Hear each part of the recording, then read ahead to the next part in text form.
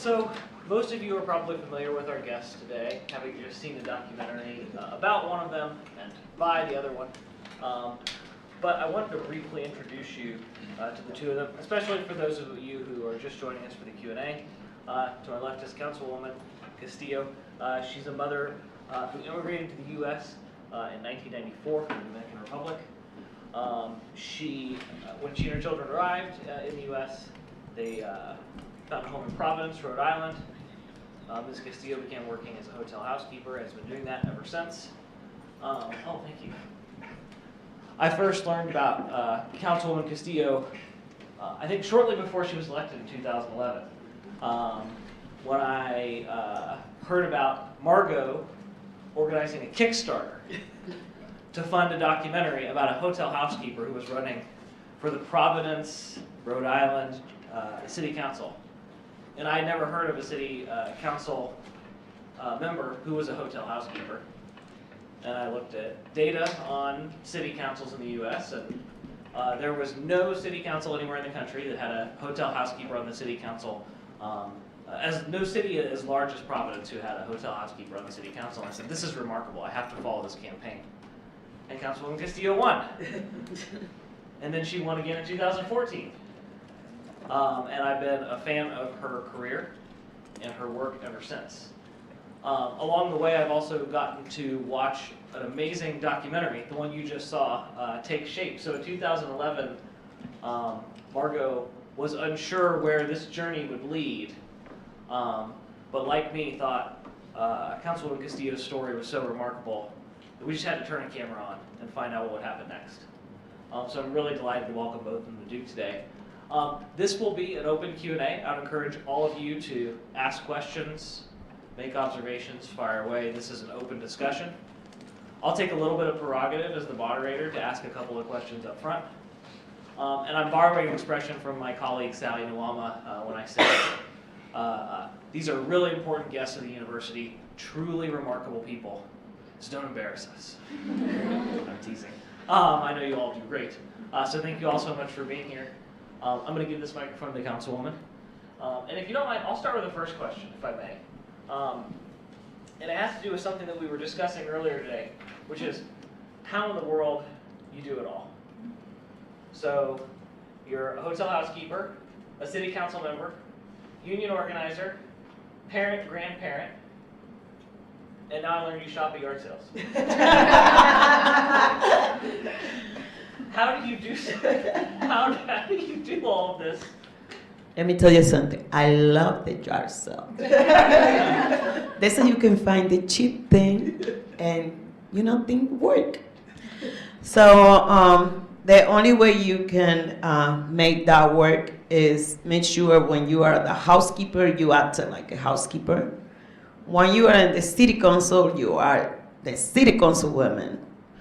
When you are the union organizer, you need to be acting like a union organizer. When you are a mom, you need to be a mom, a strong mom. And when you are a grandmother, you have to be like sweet grandma. How many hours a day, and this is a question I heard earlier, how many hours a day are you Councilwoman Castillo? 24/7. 24/7.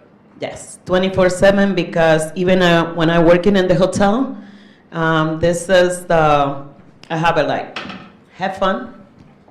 My phone ringing all day long, and that's at the time I can call the city hall to make my appointment to, ask for the thing I left them to do it. It's done, it's not done, how's the status and everything.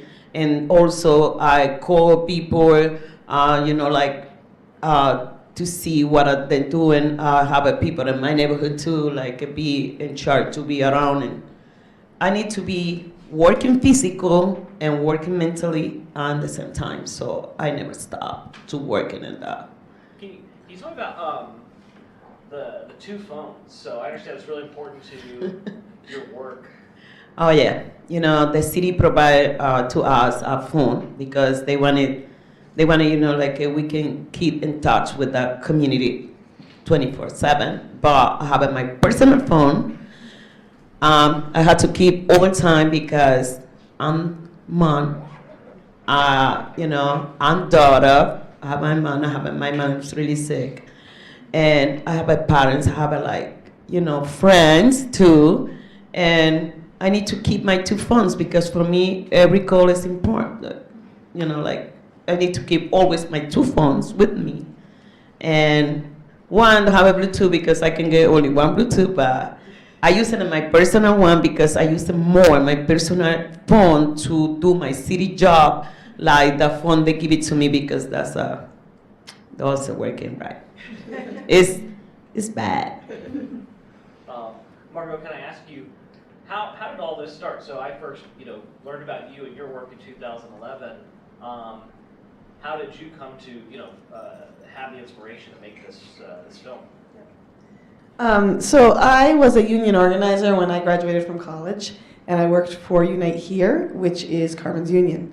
So for 5 years, Carmen and I worked pretty closely together in that capacity. Then fast forward, about 10 years went by before I ran into Carmen at a baby shower, and she said, "Hey, Margo, I'm running for office." And in that moment, I knew, because I had done a lot of political work, that she would keep her job at the hotel. And because as you learned in the film, in city council, local offices tend to pay very little. In Providence, they pay $18,000 a year. Nobody can live on that. So I knew she'd keep her job at the hotel, and I just thought, I don't know what we're going to learn, but I think we can learn a lot if we follow Carmen and stick with Carmen through her first term in office. Because in the United States, as you know, we have very few working people in public office, and then very, especially when you talk about working women of color. So the representation is lacking, and I think we learned more from her time than I actually thought we would. So I'll start taking questions from the audience. If you have them, please fire away. Sorry, it was a little dark. If you ever get a chance to stream online, you'll see the image is a little bit clearer. I'm curious, and sorry, I walked in toward the end of the movie, so I didn't. It's possible that you covered this earlier on, but I think Providence is kind of well known as a bit of an insular political community. As a woman who's already coming in as an outsider, being an immigrant and then a hotel worker, how has it been sort of, breaking into that and navigating that landscape? Que se conoce a Providence por ser una comunidad política muy activista. No, él no dijo eso. No iba a decir eso, pero él dijo insulated como muy, bueno, también se conoce por muy corrupto, pero él dijo insulated, like insular. Como tú vienes de afuera como quiera y además estás entrando en un mundo que ya como una red muy fuerte de políticos que a veces no deja entrar a nadie. ¿Cómo te sientes? ¿Cómo tú That's really powerful when you are the housekeeper, work inside the city hall. Now we don't have like too many because, in 2011, now in 2018, the city hall be changed a little bit because we got more working people in there. But the first time when I walking in, and they are lawyers, sit down and they see, and they look me like, what are you doing in here? And I walk with my head really like that and say, so bad for you. I'm the city council, so that's my seat, and I sit between you. So, they need to understand, even the housekeeper, I have a prime. I know how I can take decisions because I have to take a lot of decisions in my life. Not only political, like mom, like community. And I feel like the first time I came here, I feel like really scared, but when I see like I can do it, I feel like, like really power to do stuff like that. I don't be scared, I don't be intimidated for these people. So it's just working inside the city hall is like change my position for a room attendant to city council and demonstrate these people and show like I can do it no matter you are a lawyer, no matter you are rich, no matter you don't know what you're doing more than me. So it's good. I felt really good in that time, and I continue to be enjoyed to be fight with them all the time. And later when we fight, and later I say, it's not personal. I still love you, but I don't agree what you're doing. So it's like that. I have a question. I imagine, not just imagine, like knowing and seeing that your story of being someone who works in a hotel. So again, like as one of our students said, someone who's like an immigrant as well, and who's risen like to be on city councils are very inspiring stories for many people. Like in the roles you have now, how are you finding opportunities to continue finding ways for folks within your community to have a voice and move into positions of power in politics within your community? To, I guess, again, like shift that balance of power with making sure we have like diversity and inclusion in these places that typically weren't, diverse. ¿Cómo tú haces para ayudar a que más gente de tu comunidad tengan una voz y que City Hall se haga más diverso?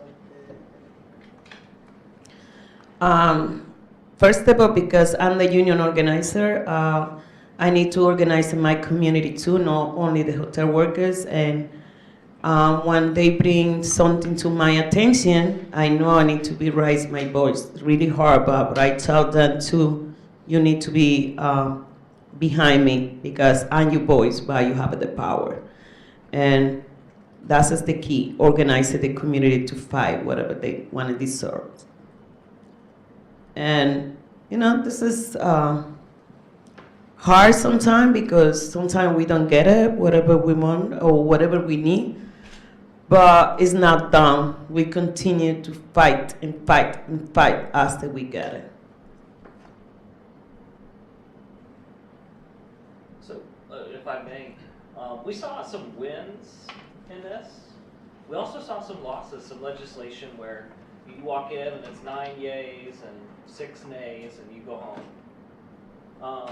How do you come back from that? What's your advice for people here who are going to, they're starting their careers in public policy and they're going to have some losses? How do you get back up the next day? What's your strategy? First of all, we don't do the legislation because we are the city council. We do ordinance and we try to change from there.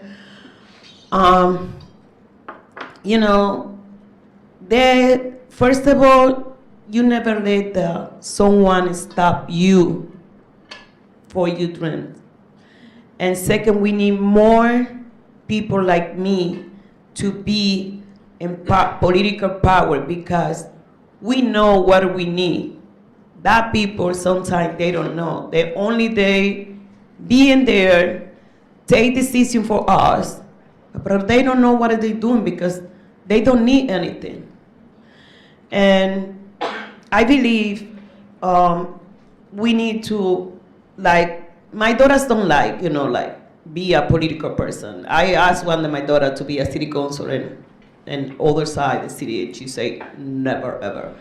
But I think, we can go everywhere to say to people, come and do it, you can do it. And it's a really important, people like me be in charge. People like me take the responsibility to run for office because this is the only way, the per community can grow up. And that's just the only ways we can create more, force the legislator to take a better decision for us. That's just the only way we can send our kids to college. And because not too many people in the poor community have the opportunity to send the kids to go be in college. So see, we don't start it to tell our kids, the kids is education, but you need to be involved what happened in your community and take an opportunity to run for office. Even you don't run for office, but you can help someone and your group want to run for office to be elected, and you can feel really good because you have a voice in there. So that's it. You both worked in election campaigns, it sounds like. How big is this opportunity? So you say, students who can't run for office themselves, can get involved. How big is an operation? Like how many volunteers do you need? Yeah, I have a lot of volunteers in my campaign, the hotel workers, brown student, they believe too much in me, they do a lot of stuff. And it's organizing, a group of people is not easy. I don't telling you like this is fun, this is easy. You need to work hard, but if you want not only be a city council, a president of the United States, state representative, whatever you want in your life, if you working on and you working hard, you can get it. Do you see yourself running for another office in the future? Outside of being a councilwoman, do you see yourself running for another political office? I have it 4 years now to thinking about it. Right. In my country, we say 4 years more and we can talk in later. But for me now, because I don't know what I am in 4 years, and for now, I want to continue to be represent with the city council, the power I got right now. And when that thing is coming, closer, I'm decided to be out, change my position with the other, be a state rep or maybe senator in my district. But I believe this is a long time to thinking about it. So for now, I want to continue to be represent my neighborhood like city councilwoman. So the film cuts out in 2014. Can you tell us a little bit about what happened between then and this last election? Oh, like in my community, always like I'm saying here, in 2014, I won my election, but my two opponents disappeared for 4 years. Okay? So they be back to the community when the election time is coming to show the people they are the better people to be represent the Ward 9. They do a lot of stuff. That can, my campaign is really hard every time. The first one is crazy. The second one is more crazy, but that one is like worse. And because we don't have a representation, we don't have a city council people in here, and the community, I know the leaders, and they go, and that election is really different because they find a way to get more voters. They do the mail ballot, so they go to the house. We can prove because that woman, the one that testified, Barbara, they go to they ask for absentee ballot in the city hall. When they get it, they go to the house and started to fill it out. And when they go at some point, they have something to do. They take the ballot, they put the people to sign it. They take the ballot, and put whatever they want in here. So that's a corruption, and that's a thing we want to change now to about the mail bodies, because it's before it's used for the people really need it. People go out the country, people really sick and home, but they use it in this election to take this thing it took advantage and hit me. When I find out they do that, I started to visit these people and bring that people to voting again, and in physical, and they when they account that he don't have too much, and I keep out the guy Catala in the primary because he don't live in the neighborhood. He have a house in there, but the house being fighted and corruption again. He's out because they do investigation in the city and they can prove he don't live in the neighborhood. He's out. And because I don't support the guy running for lieutenant governor, he go to the state and say and let him to against me and the general election. So, but that guy, they go to the state let him run. So it's like, you know, like worse and worse, you know, I'm be like, whew, I win the primary, I'm done, and that's starting over because that guy is a friend with my first opponent, and also have like people for the state to support him. So, and I need to continue over and you know, knocking the door and instead, you know, running after general election be done, and before and in the primary I'm done.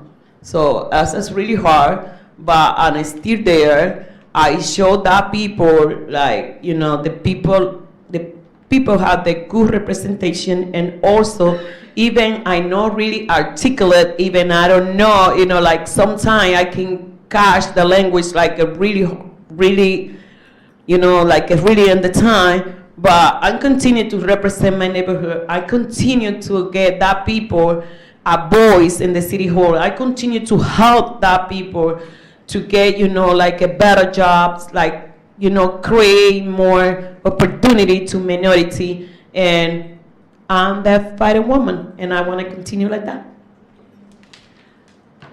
One comment I'd make is that recently another councilman said to me, you know, Margo, Carmen has become our conscience. And he explained it in terms of sort of that she's the one that reminds them, in his words, of who votes for us. But I think that kind of says a lot about what a reflective democracy really would be. If you have people making decisions who really reflect our communities, are they less easy to buy off? Do they become the conscience of everybody else? So we've heard a lot of words to describe your role in government. Conscience. Earlier today, you described yourself. You said you would go to your district, you go to a constituent, and you would in that moment be their mother. Oh, yeah. My beautiful job. You've described yourself as a fighter. But the one word I haven't heard in the documentary or from either of you today that really came to my mind was sacrifice. That all of this requires you to give up a lot. Time, energy.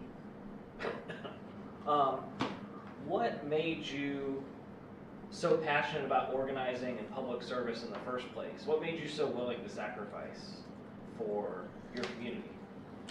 Okay, most of the time, you know, I got like 10 guys, I got a good family, they sacrifice and help me to do a lot of stuff. But, you know, sometimes I be tired, sometimes I be done. I'm not a superwoman. My energy come like, you know, like I get a coffee, I have an energy and go back like, you know, running.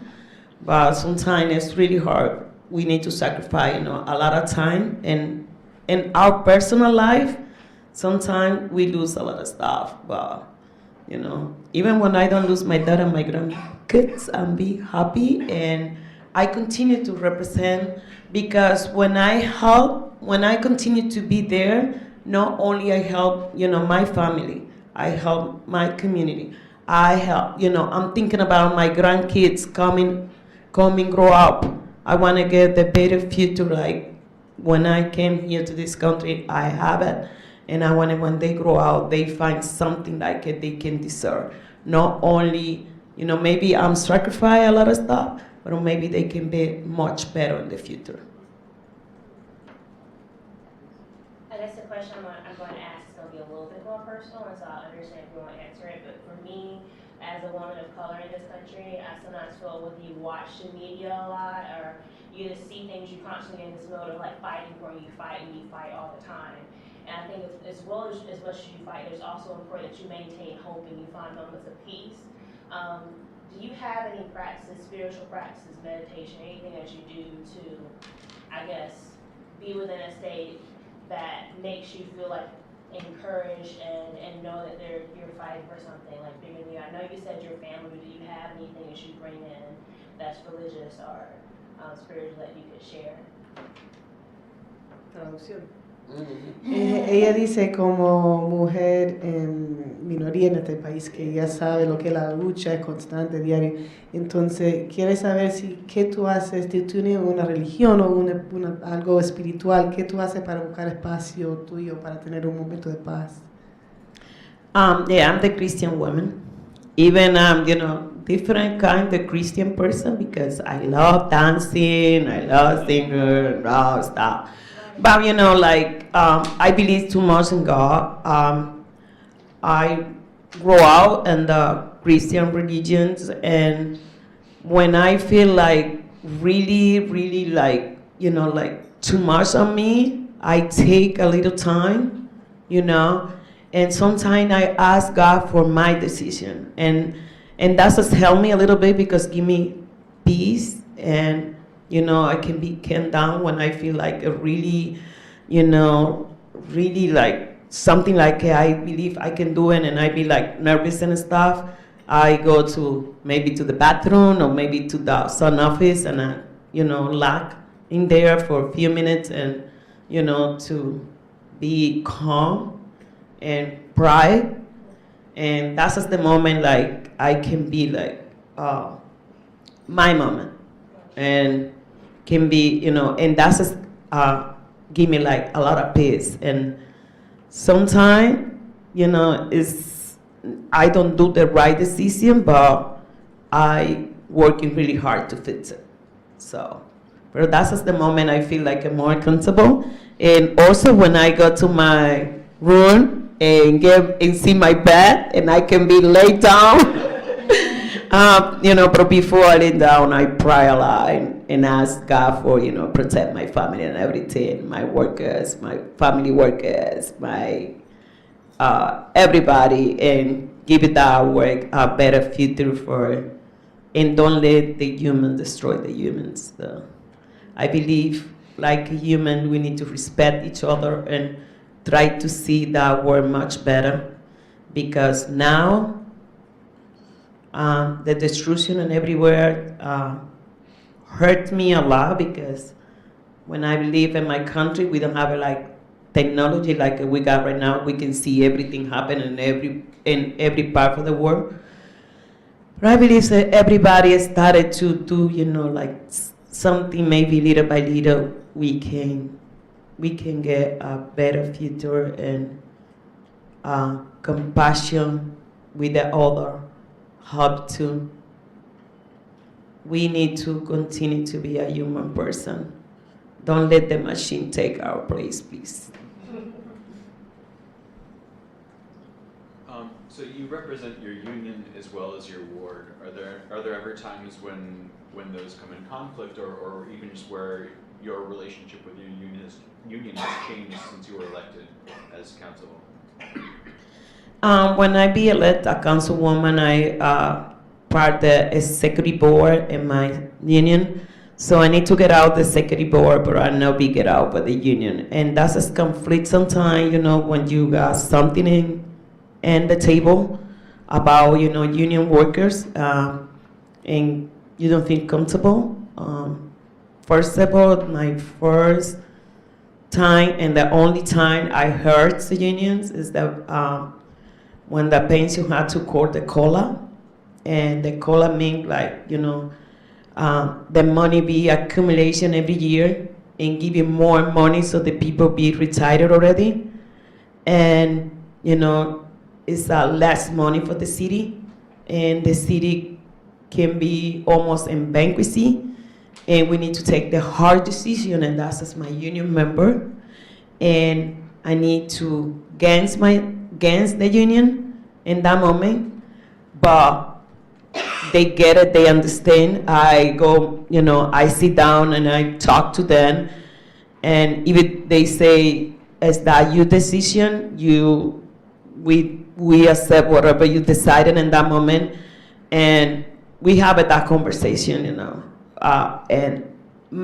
it's hard because that's my, like what I fight for my life, but it's something like the hard decision need to make to save the city, and that's just really hard. But I'm trying to I'm trying, sometimes, when that's the union issue, like, I prefer, be a team in that moment because I don't want to hurt.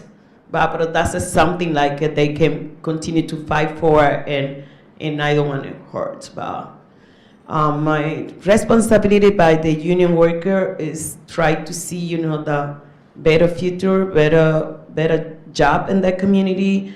We can have a respect, people have dignity, and we working really hard with the discrimination. So that's my goal, to be in there to make sure they understand, even a housekeeper sit down between you. But I don't accept anybody to do discrimination to me, my child, my coworkers, my friend, my people, and the people in the work. I don't accept that. And be angry. I be stand up, even for the people be scared to do it. I'm here to do it for them. So want to continue to be a fight for the justice, fight for my right, fight for the right for my coworkers, fight for the right for the people I represent, but also I want to fight for the right for the whole people, the much people I can fight for. And, give it to the kids. I usually now go to the high school to inspire especially, the kids for our community to fight for the right and respect, and they can see in me, they can see me like a example to to follow their dreams, and that's what I'm doing right now. So, question for you, Margo, if I may. So, what do you want people to take away from this film? This is a really complicated story. It spans multiple years. You can leave your audience with just one thing at the end of this, at the end of Councilwoman. What is that? Probably more than one thing, but I would hope for a few things. One is that the film generates deeper discussion and deeper thinking about what it really means to be a politician, and how public policy is really made, and what it takes to shift who represents us so that people in government actually really reflect our communities. And reflecting our communities, I think that there's a lot of discussion, not necessarily misguided, but about women, about how many women are in government, or about how many people of color are in government. And a lot of times there's not enough intersectionality around that, and especially regarding class and socioeconomic background of the people in government. That's why I've always been enamored of Nick's work. So both the deeper, the discussions about sort of why is government so unrepresentative? Well, if we sort of see Carmen's experience, in a lot of cases people are blocked out because of structural barriers. In Carmen's case, some of the structural barriers were open for her. So she had a union that supported her. She got some training. She was involved in politics before the seat opened up. So some of what is a barrier for some people actually were there to support Carmen, but that's not the case for most people. So we see what the structural barriers are, and in her case, we see how they helped. But then also sort of once in government, right? There's a lot of things you would love to do that are hard to do because you don't have the votes on the council. Right? You're walking into an old boys network, which is I think what you were alluding to. So I think there's a lot to talk about and unpack, and I hope that the film is complicated enough to raise difficult discussions around those issues. Are we thinking about future projects that have to do with that theme and that narrative, that story? I do have some other projects that are not specifically around this theme, but they do have to do with strong women leaders. Is that the biggest teaser that we get? It's not far enough along to give you much more of a teaser. Will there be a sequel to Councilwoman? No, although, Carmen won again in 2018. We didn't actually say. So you see here she wins in 2014. She won in 2018 with, as much as it was a really difficult campaign, which is what she was explaining, she did win with 75% of the vote. So that says something about how her community sees her as their representative. So no, there was somebody who was joking about that should be the sequel, but There's not going to be a sequel. No, we're going to use. I think the film brings up the issues. I think that we have the tool we need to have the deep discussions. Well, I guess for you, what was it like to have cameras follow you in that process? Did you feel like you were on a reality TV show? Because at first it must seem different. I mean, at some point you're still going to be you. You don't try to be someone who's not going to be yourself. But what was that like to have cameras follow you and try to catch your story as you know? What was that like? I really don't like the camera behind me. It's nothing. It's not easy. Like you can let people go inside of your house, inside of your life, inside of everywhere, and go everywhere with the camera behind you because it's like not comfortable. But if you want to do something, you have to.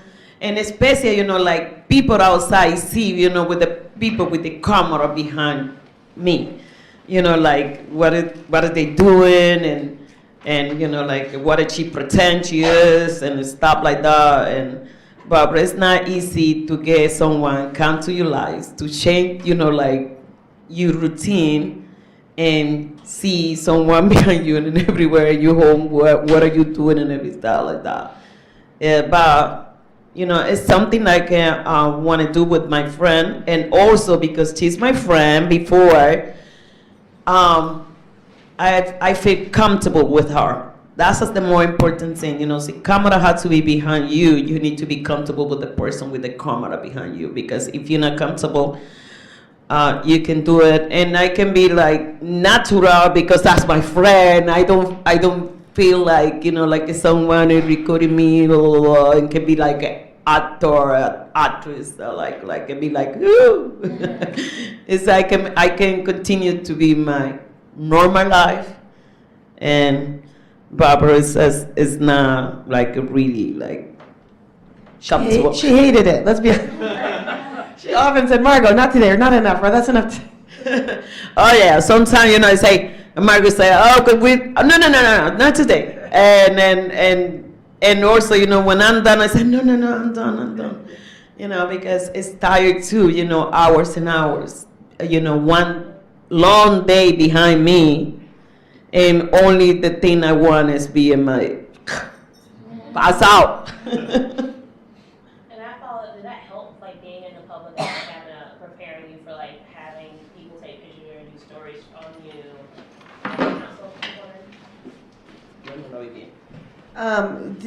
Si la cámara te ayudó a prepararte para también ser una like a public figure, sí, que siempre te están sacando fotos. No, I'm the picture girl. The camera is only like, and before I take a lot of pictures with my family, with everything. But, like when you're a public person, like someone, want to take a picture even in the good way and the bad way to make you like ridiculous person or do something wrong, and some people be happy to take a picture with you and get a comment like a positive. That's just the both side. But I love picture anyways.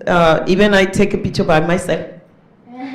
By my face, yeah, and saying to my daughter all the time, like they can see me. I could, say to my grandkids, like, hello, with the picture. But be the camera behind me is, I don't think like be before the camera. I be in the newspaper all the time. I be my picture running in everywhere about, Carmen Castillo. So it's not like you different when I'm political right now. I see my name in everywhere. I see my name in everywhere before too.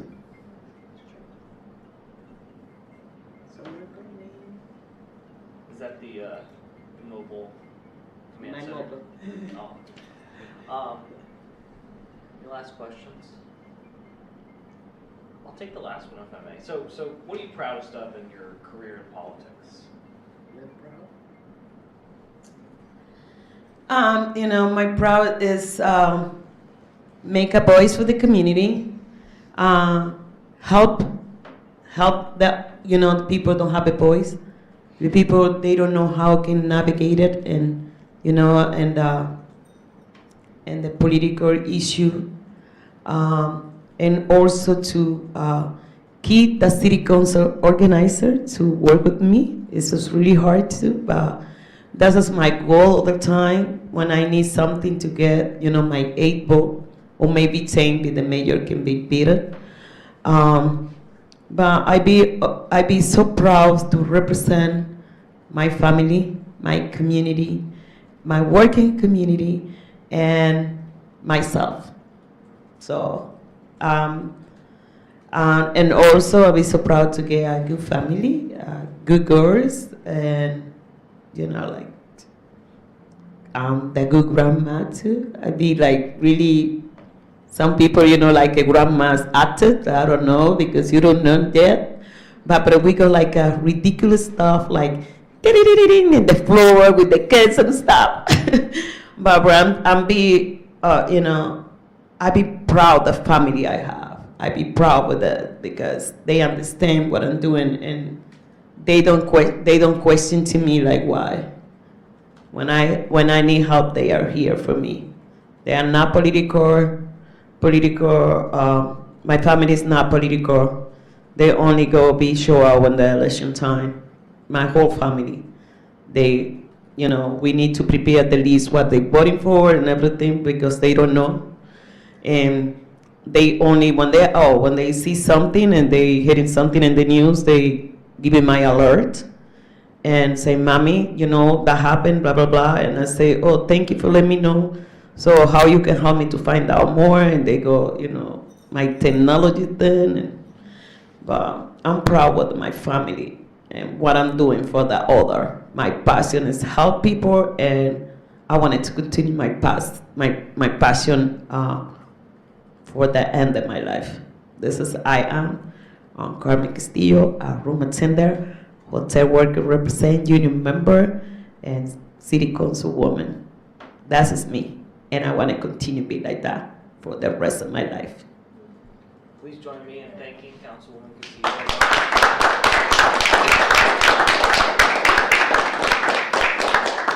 Thank you guys for being here, And thank you for joining our students. I can't imagine a better role model for our students. Thank you so much both for spending the day with the various events you went to today.